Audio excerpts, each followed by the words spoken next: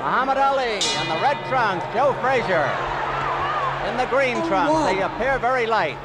Over the years, many high-profile boxing matches were hyped as the fight of the century.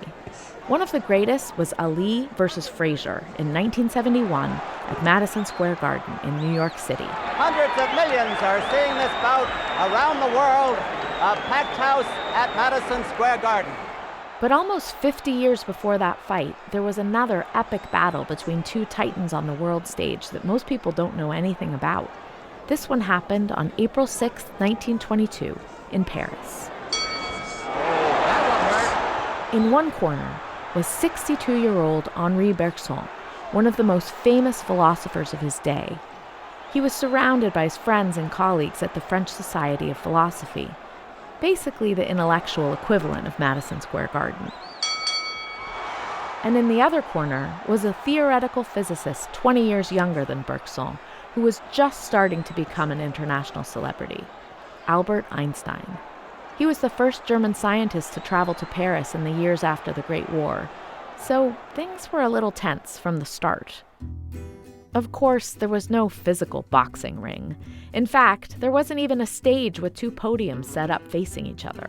Nobody really expected a debate. Nobody wanted a confrontation. I'm Jimena Canales. I'm a historian of science. Canales is the author of The Physicist and the Philosopher, Einstein, Bergson, and the Debate That Changed Our Understanding of Time. Einstein had just become famous in 1919. That's when two British scientists studied a solar eclipse and found that Einstein's theory of general relativity was correct. It caused a worldwide sensation. Einstein was invited to give a talk to explain the philosophical implications of his theory of relativity. It is significant that he wasn't invited to the Société de Physique by the physicist. He was invited to philosophers who were even more open to his revolutionary views.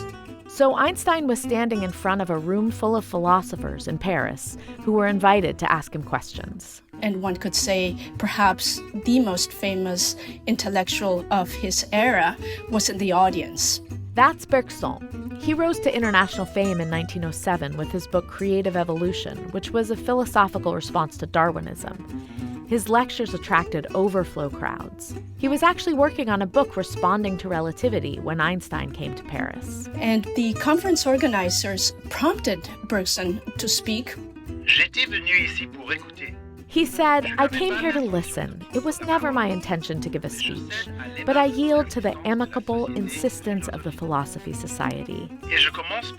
He went on to talk for long enough that even though other philosophers also spoke, this event would forever be known as a debate between Einstein and Bergson.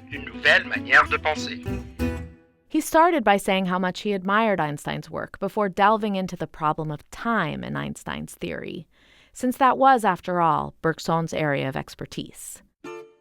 Some people later said that the science was too complex for a philosopher like Bergson to understand. Bergson was not making a point of physics, he was making a philosophical point. And the philosophical point that he was making is that Einstein was confusing or exchanging clocks and people.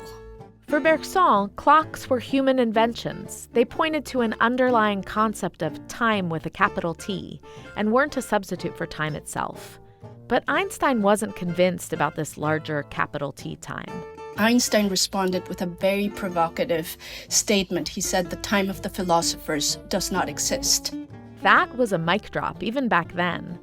He continued, "There is only a psychological time different from the time of the physicist." The common interpretation is that Einstein won the debate. That seems clear just in the fact that Albert Einstein is still a household name, while most people haven't heard of Henri Bergson. But the victory went beyond those two men. Science and technology won, pushing philosophy and the humanities aside as the arbiters of our understanding of how things work.